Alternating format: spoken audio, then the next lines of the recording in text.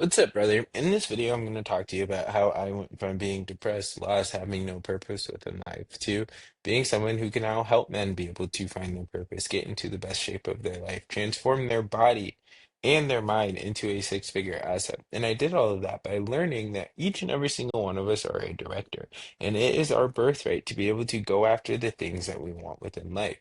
And we can control the things that are within our reality to help us be able to get there, but we have forgotten the power how. And so in this video, I'm going to teach you how to become the director of your reality so that you can step into your birthright, go get the things that you want, be able to provide for your family, achieve the things that you want to achieve, and live the life that you were meant to live. And so the way the string starts off is giving us a realization around the current script that we're in already. Because growing up, I remember teachers would make us stand in line before entering the classroom. They would threaten to call our parents if we spoke out of turn, and would mark points off on a math test if we got the right answer, but we didn't do it in the steps that they taught us. And this is because reality works as a film, and teachers are taught to train kids to essentially follow the predetermined script that was made for them before they were even born, a script that was not made for their best interest, but for the interest of the people at the top. And what's an example of this? A perfect example is I remember when I was in sixth grade, our teacher told us to write a paper about what we wanted to accomplish once we were older. And I said I wanted to play college football. And she gave me a C on the paper and wrote, "Come see me after class," or something like that up at the top. And when I went to go see her, she told me that she would give me a higher grade if I chose a more realistic goal. Needless to say, I said no. I ended up playing college football, and it took me a long time to be able to realize why she said that. And what I realized was she wasn't doing it out of spite. She was doing it because she was taught to essentially have kids do this work so that they can go into this job, so that they can work till they're 60, retire, and then live the quote unquote American dream that was programmed into all of our minds.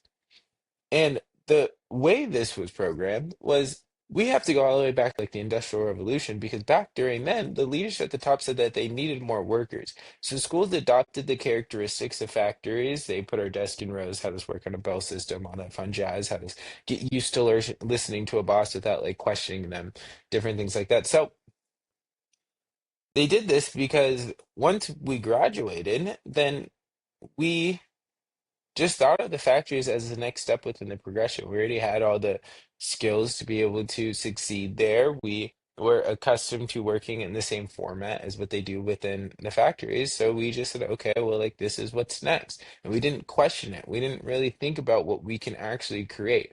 And this is why schools have not changed all these years, because corporations are always going to need workers and people to follow the rules without asking questions. And chances are, if you are watching this video, you've already seen this and started to question the film. And if so, then that's good, because before you can change the film, you must become aware of the predetermined film that you're already on. And a key question I get is who writes the film? The answer is you do.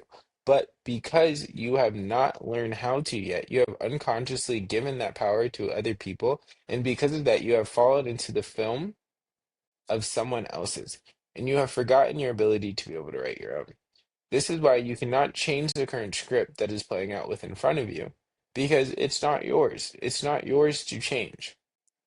But by learning how to control your attention and your intention, you step into your own film and create whatever reality that you would like. And I continue to repeat within all of my videos that what you pay attention to dictates the reality that you're in, because it's the most important thing you must realize if you want to be the director of your reality.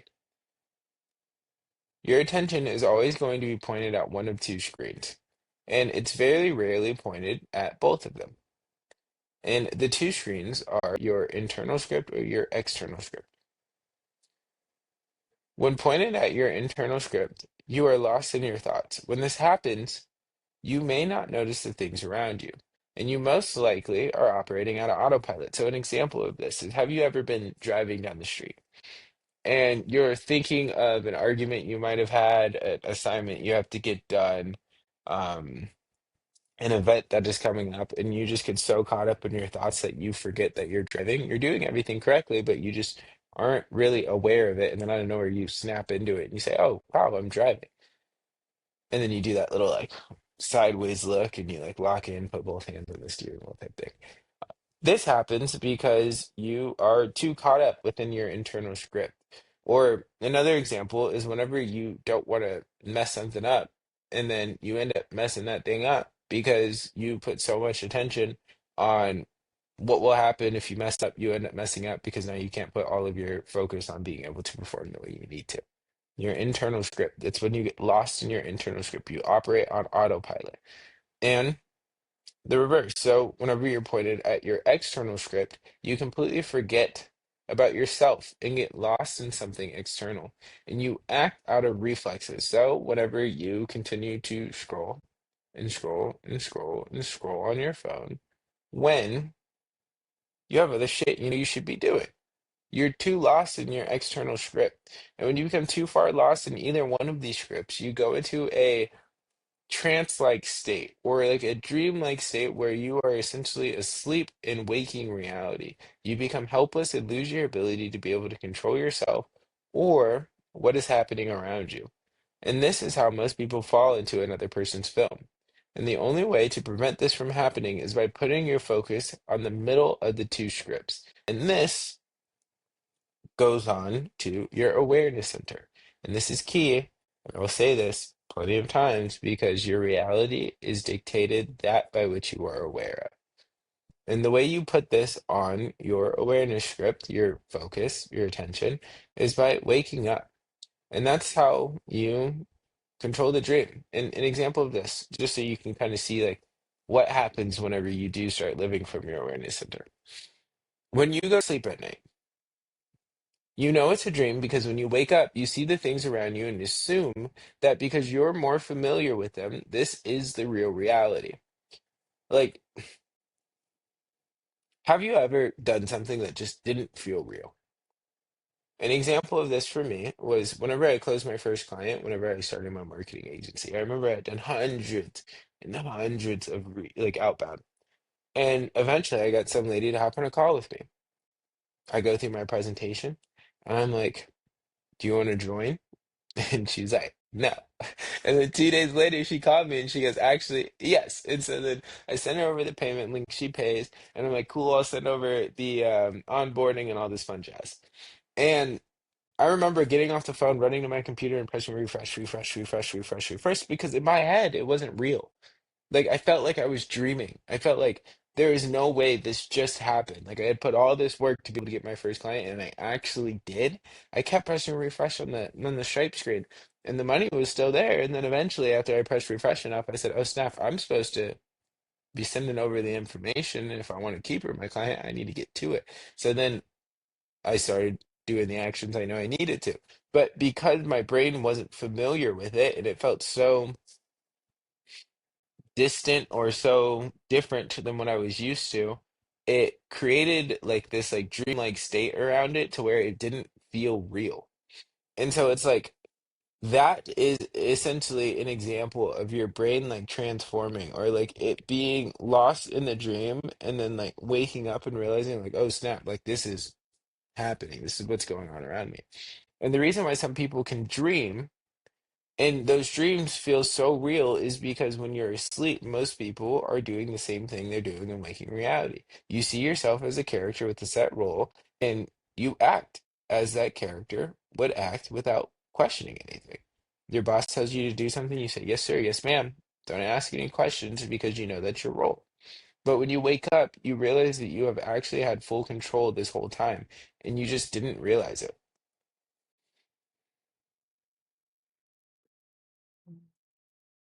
Become aware of what you're actually thinking right now. And this is an example of you waking up. Are you listening to what I'm saying, or are you thinking about something else right now? Whatever you are paying attention to, thinking of, don't judge it. Just become aware of it and watch it. And what this does is it separates you from your thoughts and shows you that you are not your thoughts, you just have them. Just like you have clothes, you are not your clothes. You just can choose your clothes you would like to wear, and you can choose the thoughts that you would like to focus on. The reason why both Bill Gates and Warren Buffett says focus is the most important thing you can have is because most people suck at keeping it. Most people spend 99% of their time stuck in their internal or external script and rarely spend any time focusing on the reality they want to create. Using what I call the director's cut and putting your attention in the middle of the two screens allows you to wake up and take control of the scene that is unfolding in front of you. And so, how do you do the director's cut? You use a trigger to remind you to wake up. And you have two types of triggers you can use. You can use either your internal or your external trigger. An internal trigger would be before you do something. So before you start a task, before you start a new set at the gym, before you start reading a book, before you shower, before you walk through a door, whatever it is. And an external trigger would be after something happens to you. You hear a loud noise, you smell something funny, or you hear someone call your name. Or you set an alarm on your phone, on your watch or your phone, and every time it goes off, you remind yourself to do this exercise. When that trigger happens, ask yourself these three questions. Who am I? What's the scene? What's my role? And then say, I know my role, I know my goal. So if I were to do this, I would say, who am I? Malachi. What's the scene? I'm in my living room making a video on my computer. What's my role? To deliver as much value as I possibly can to the person on the other side of the screen. Cool. I know my role and I know my goal. What this does is it takes your focus and puts it between the two screens and onto your awareness center, which again dictates everything you see around you because your reality is just that which you are aware of. At this point, you either have tried the exercise and now you know how powerful it can be, or you're probably saying this is cool. But why do people become successful without knowing this stuff? And it's because it was already written in the script. If you are not yet successful, then it means you must change to a script where you are. And you do this by mastering your awareness. So, how do you master your awareness? When most people finally decide to change, they become aware of the present moment and the things that are happening, that have happened in the past leading up to this moment. Then they try and change as many things as they possibly can in their current script. But, like I said before, whenever you fall asleep, you don't fall into your own script, you fall into someone else's, and you cannot change something that is not yours. And so doing this is pointless because the film is being displayed that is being displayed around you is already created. Instead, you must place your attention on the film a few slides ahead and become aware of what you want to create. This is why there's no such thing as changing slowly. Change happens in an instant. If you currently are in a reality that you didn't choose, by deciding to change slowly, what you're really doing is just waiting to give yourself permission to jump to the new script. You're waiting to make a decision because it doesn't take a long time to change. You can prepare to change, you can try and go talk to a therapist if you want, but all they're doing is getting you to a point where you're prime and ready to say, okay, I have decided to change. And then the only time you actually change is after you make that decision. That's it. After you decide to flip to a new script, after you decide you're no longer going to show up the same way that you have been. Like, that's the only time because when you finally decide and you say, I am not that person anymore. I am someone who is now confident. I am somebody that is consistent. I am somebody who takes care of my health. Anything you say after I am becomes who you are. It becomes your identity at that point in time. So whenever you remove yourself from I am nervous, I am scared, I am whatever the hell you were telling yourself before and put it onto the new version of you and decide to truly step into that version of you. That's when you change. Not whenever you're slowly tiptoeing up to it and you're saying, okay, eventually I will. No, you change as soon as you make a decision to change. The reason most people believe that you have to wait until you get to such a bad state that you have no other option but to change is that they don't realize that you have the power to change at any moment. And the problem with that is whenever you get to a point where you have to run away from your current reality, what happens when you get far enough away? You stop running. And even though you said you wanted Z, you settle for Y because you no longer feel that pain that got you to take action in the first place. You become so obsessed with getting away from what you don't want, you lose sight of what you do want. And so instead, by focusing your attention and all of your attention on the reality that you do want to create, you step into a film where that reality has no choice but to happen. So instead of running from what you don't want, you're being pulled to a reality that you do want. And everything becomes easier because when you only give yourself one lane to go down, no matter what happens in your life, you know that you're going to end up at your destination. And so now that we covered awareness and where you should be putting your awareness at all times, we have to talk about the second most important thing when it comes to removing yourself from your current script. As I mentioned earlier in the story about me landing my first client, your brain needs some proof before it can accept something as real. This is where intention comes in. Intention, the fundamental assumption that the goal is achievable, is simply focusing on the movement towards it. So if we think about your awareness and you putting it on the goal and saying, this is the North Star, this is the thing that I want to create. If you sit there and you just daydream about it all day, nothing's going to happen. But using intention and saying, like, okay, we put this in the map, this is my destination, this is the route I'm going to get there. Let me start taking steps towards it. Let me start moving towards it. Your intention will move you towards that goal.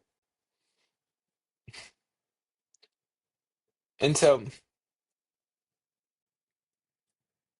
this is important because when you first switch the script that you're on, the current script has to run out before it can begin to play the new one. If you fall back into the old script before time runs out, you will fall back into the old film.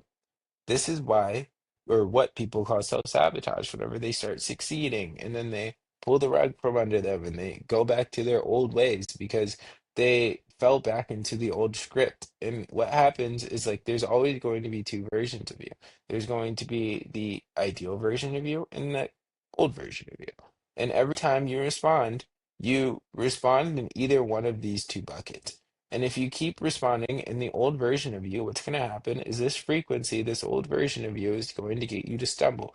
And the entire reason it gets you to stumble is to get you to fall. And then when you fall, I want you to keep falling back into that reality so that that reality can continue to play forward. But whenever you consciously choose to show up as your ideal self, and you step into the new film and you say, this is the way that I'm going to show up from now on, and you no longer let your unconscious reactions be your external response, what happens is you switch completely into the new film. You just have to continue to respond as if that film is already happening.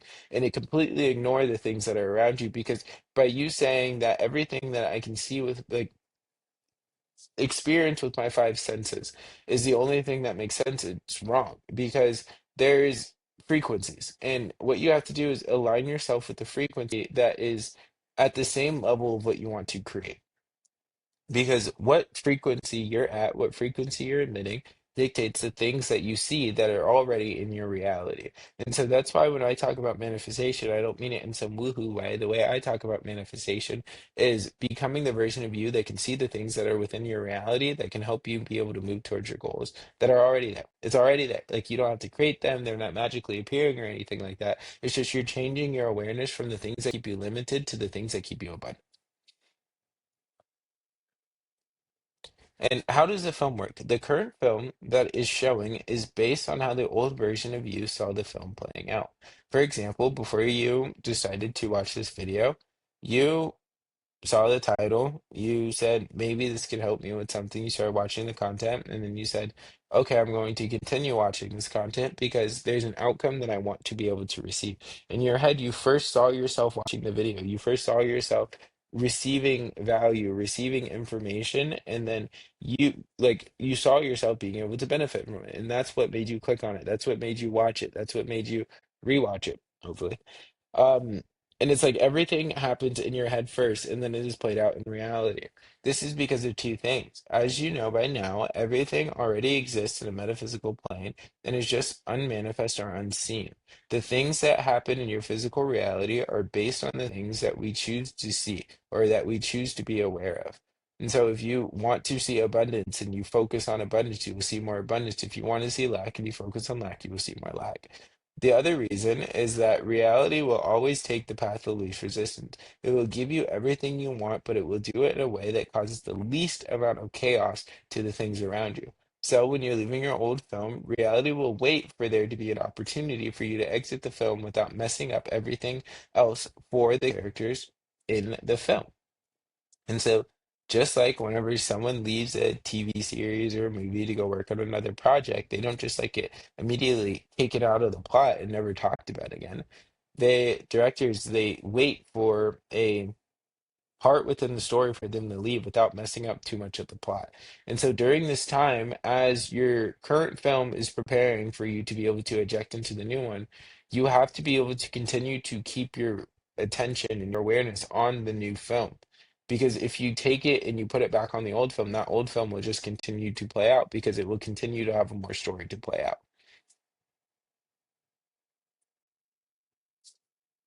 And you must remember that you are the director of the film that is being played with in front of you. When a film is created, the director's job is to make sure that during the shooting of the movie, it stays on track, and you are the director. Use your attention to create the new film and detach from the old one. Then use your intention as a means of composing the desired film. Both of these are needed for you to be able to create the film that you desire to experience. You create these through having faith. So, how do you cultivate first? Let's first talk about what faith is. Faith is a conviction in something that has not happened yet.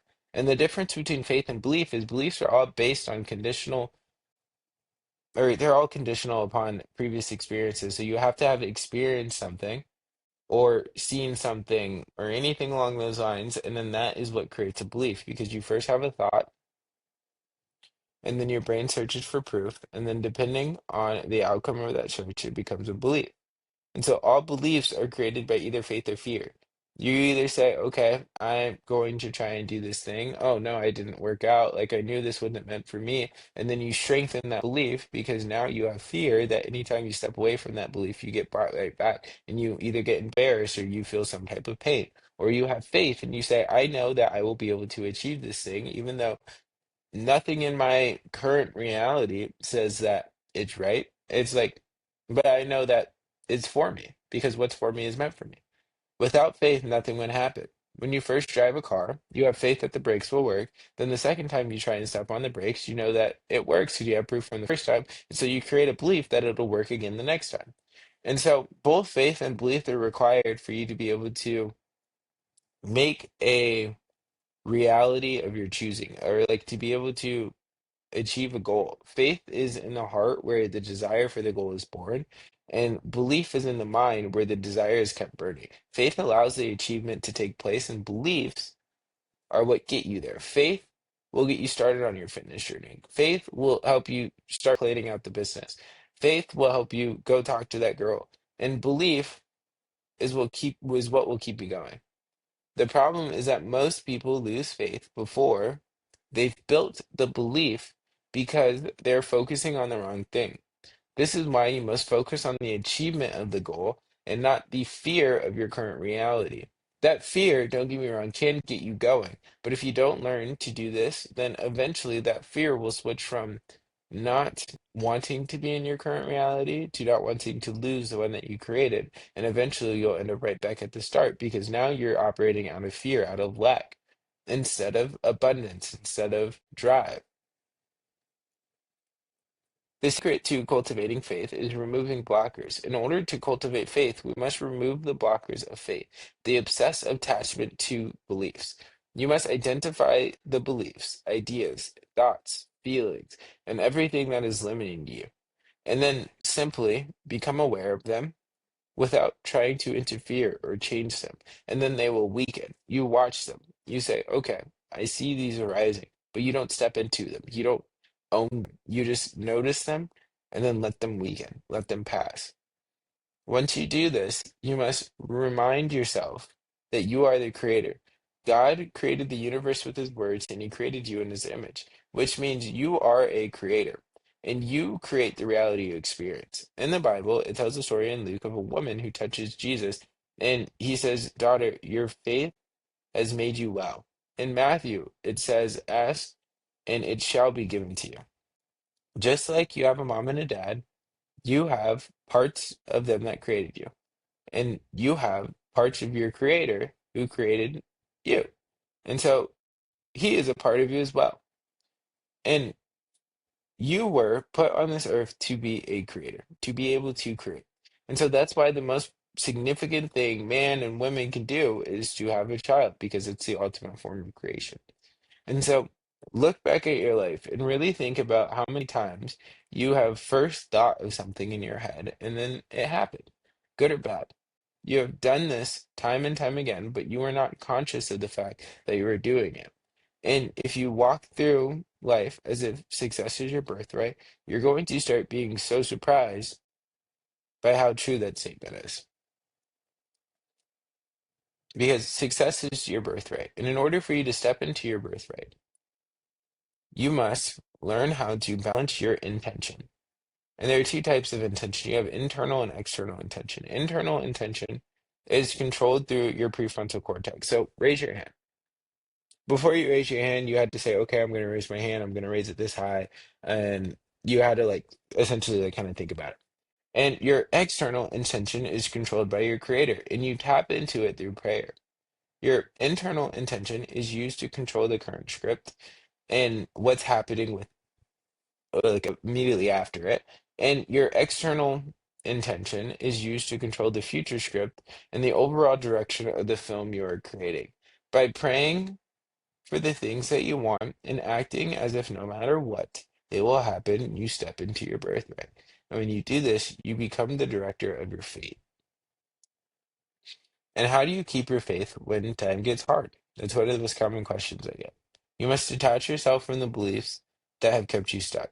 Your old beliefs are based on past experiences that have created the reality you're currently living. You cannot use those same beliefs to create your new reality. You must upgrade your beliefs to ones that align with the new script. To do this, you must get comfortable enough with the assumption that you will succeed, long enough for you to be able to create new beliefs. How? By suspending your disbelief. Suspension of disbelief occurs when you simply accept the fact that you do not know yet. When you do this, you give yourself permission to follow your curiosity rather than becoming controlling. I do not know. I knew this wasn't meant for me. I do not know. Let's try XYZ and see what happens.